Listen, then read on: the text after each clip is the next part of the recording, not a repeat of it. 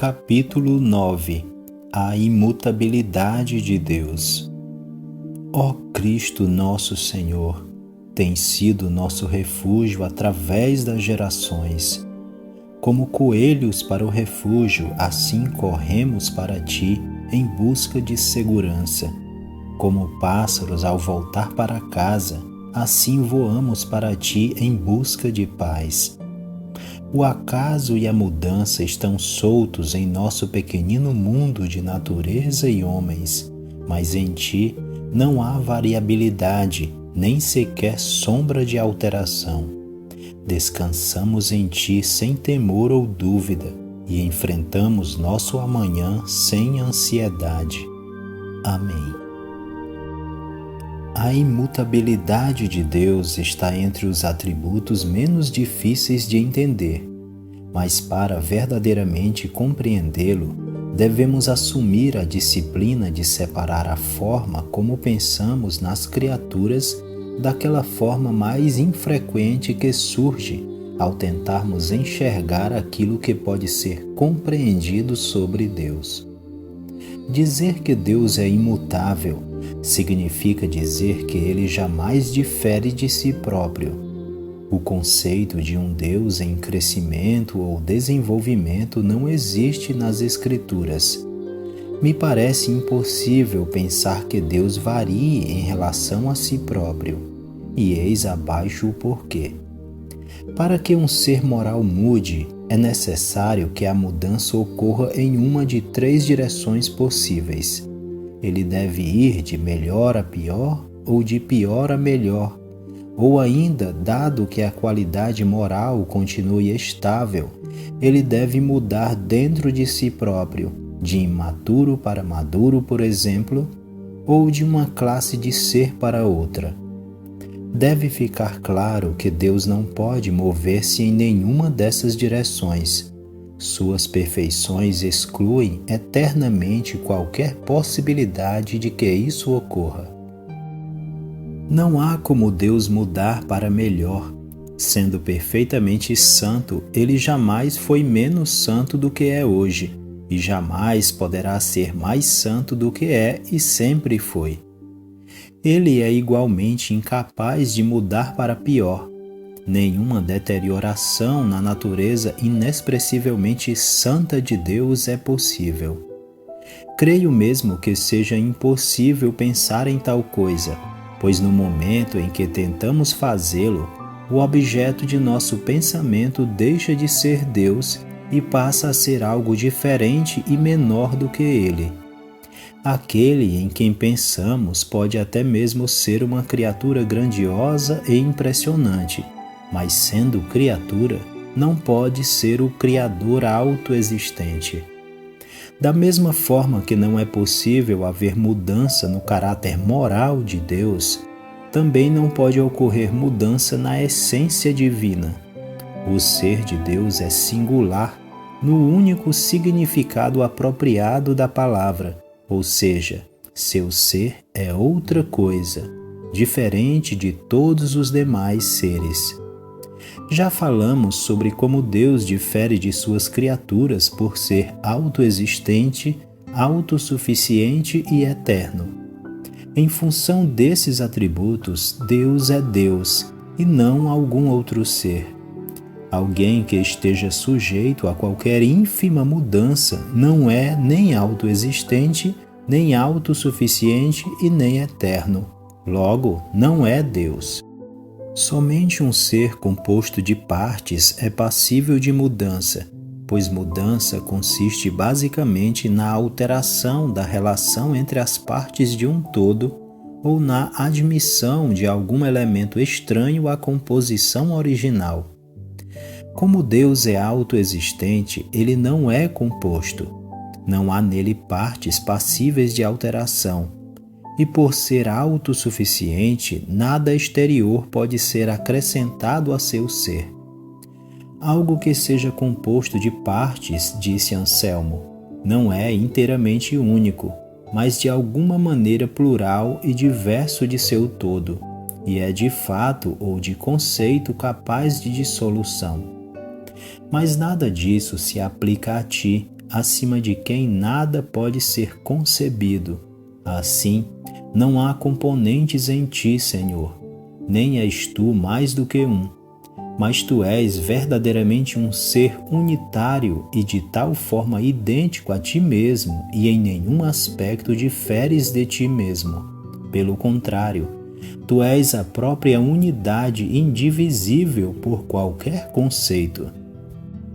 Tudo aquilo que Deus é, Ele sempre foi, e tudo o que Ele foi e é, Ele sempre será.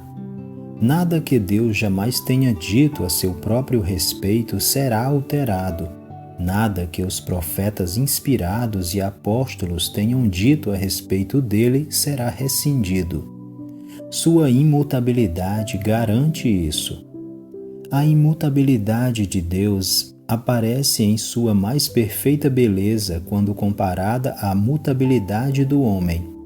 Em Deus, nenhuma mudança é possível. No homem, ela é inevitável. Nem o homem nem seu mundo são fixos, estando ambos em constante fluxo. Cada homem surge por um curto instante para rir e chorar, trabalhar e se divertir, e então ele se vai para dar espaço aos que o seguirão no ciclo infindável. Alguns poetas encontraram um mórbido prazer na lei da impermanência e cantaram em tons menores a canção da mudança perpétua.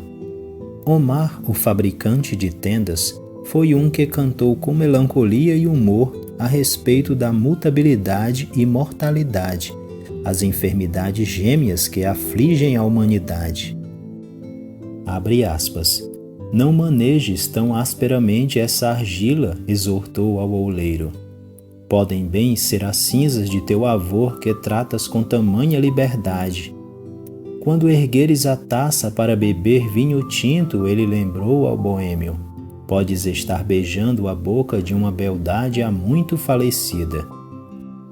Esta doce nota de sofrimento expresso com humor gentil empresta uma radiante beleza a seus versos, mas por mais belo que seja, todo o longo poema é doente e agoniza à beira da morte.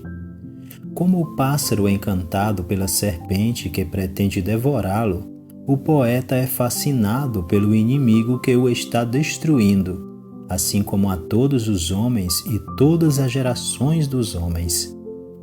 Os escritores sagrados também encaram a mutabilidade do homem, mas são homens saudáveis e há uma força robusta em suas palavras. Eles encontraram a cura para a grande doença. Deus, dizem eles, não muda. A lei da mutabilidade pertence a um mundo caído, mas Deus é imutável, e nele o homem de fé é capaz de encontrar permanência eterna. Neste meio tempo, a mutabilidade trabalha a favor dos filhos do reino e não contra eles.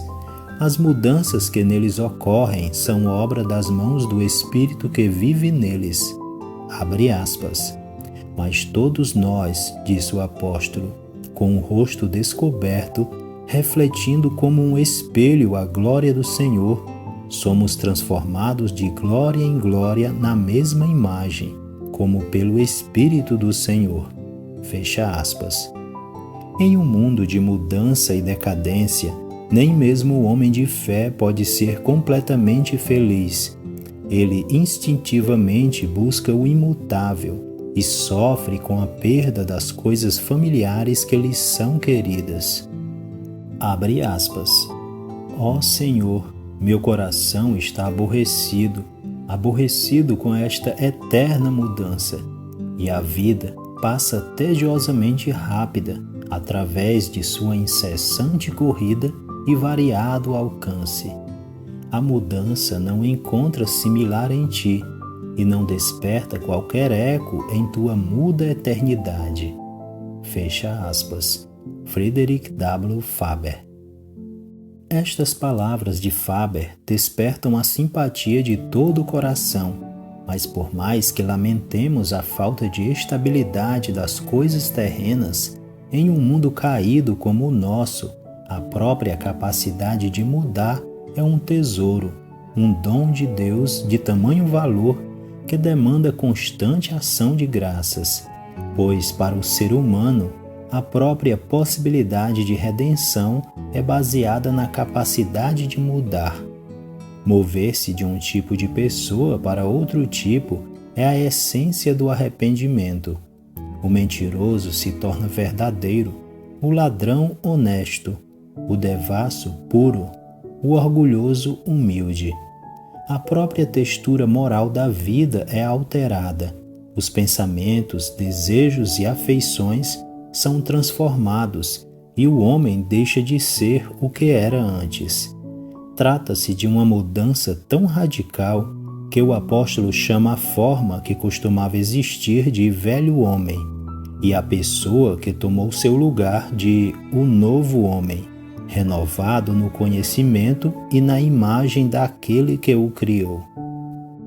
Mas a mudança é mais profunda e mais fundamental do que qualquer ato externo é capaz de revelar, pois ela inclui receber de outrem uma vida de maior qualidade. O velho homem, mesmo em seu melhor momento, possui somente a vida de Adão, e isto é mais do que um modo de falar, é verdadeiro e literal. Quando Deus infunde vida eterna no espírito de um homem, este homem se torna membro de uma nova e mais alta ordem de existência. Ao executar seu processo redentor, o Deus imutável faz enorme uso de mudanças e, por meio de uma sucessão delas, atinge finalmente a permanência. No livro de Hebreus, isto é claramente demonstrado. Abre aspas. Tira o primeiro para estabelecer o segundo. Fecha aspas. Esta é uma espécie de resumo dos ensinamentos deste notável livro. A velha aliança, que era provisória, foi abolida e a nova e eterna aliança tomou seu lugar. O sangue dos touros e cabritos perdeu o significado quando o sangue do Cordeiro Pascal foi derramado. A lei, o altar, o sacerdócio, tudo isso era temporário e sujeito a mudanças. Agora, a lei eterna de Deus está gravada para sempre na matéria viva e sensível de que é feita a alma humana. O antigo santuário já não existe, mas o novo santuário é eterno nos céus, e ali o Filho de Deus exerce seu eterno sacerdócio.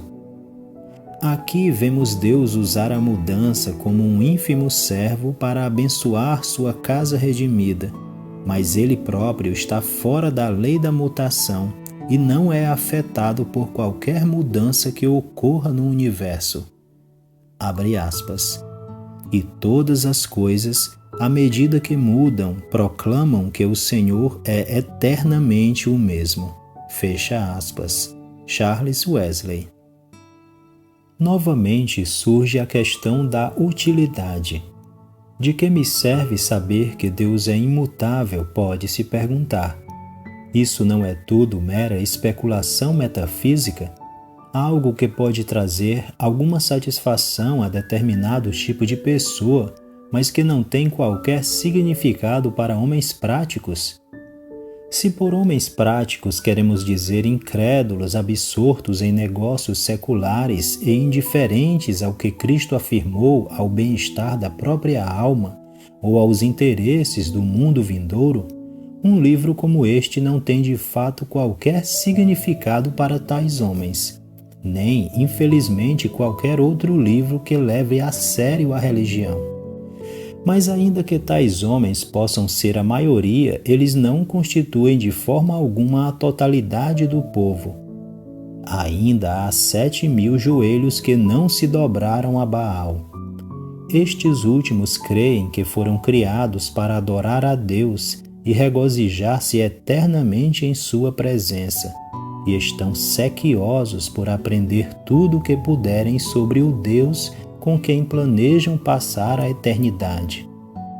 Neste mundo onde as pessoas nos esquecem, mudam de atitude para conosco de acordo com os ditames de seus interesses pessoais, e revêem suas opiniões a nosso respeito por qualquer motivo, não é maravilhosamente encorajador saber que o Deus com quem nos relacionamos não muda? Que a sua atitude para conosco hoje é a mesma que foi pela eternidade que passou e continuará a ser na que está por vir? Quanta paz tem o coração cristão ao entender que nosso Pai Celestial nunca difere de si próprio. Ao aproximarmos-nos dele, jamais precisamos pensar se o encontraremos num estado de humor receptivo. Ele está sempre pronto a atender à miséria e à necessidade, tanto quanto ao amor e à fé. Ele não atende apenas no horário comercial ou separa tempo para isolar-se. Ele também não muda de ideia sobre nada. Hoje, neste momento, ele sente por suas criaturas, pelos bebês, pelos doentes, pelos caídos e pecadores, exatamente o mesmo que sentia quando enviou seu Filho unigênito ao mundo a fim de morrer pela humanidade. Deus não sofre variações de humor, não esfria suas afeições ou perde entusiasmo. Sua atitude em relação ao pecado hoje é a mesma de quando ele tirou o homem pecador do jardim oriental. Sua atitude em relação ao pecador é a mesma de quando ele estendeu as mãos e disse: "Vinde a mim todos os que estáis cansados e sobrecarregados, e eu vos aliviarei." Deus não cede e não precisa ser persuadido. Ele jamais seria convencido a alterar sua palavra nem a atender a orações egoístas. Em toda a nossa busca de Deus para lhe agradar e ter comunhão com Ele, deveríamos lembrar que qualquer mudança necessariamente terá de ocorrer do nosso lado. Abre aspas. Eu sou o Senhor que não muda. Fecha aspas. Precisamos apenas atender a seus termos, que são muito claros, e colocar a nossa vida em conformidade com a vontade divina revelada, a fim de que seu infinito poder passe a operar instantaneamente em nós, na maneira descrita nos Evangelhos das Escrituras da Verdade. Abre aspas. Fonte de todo ser, origem do bem, permaneces imutável. Nem sequer a sombra de uma mudança obscurece as glórias de teu reino. A terra e seus poderes se dissolverão se esta for a vontade do grande Criador. Mas tu és para sempre o mesmo. Eu sou continua a te designar. Fecha aspas. Da coleção Walker.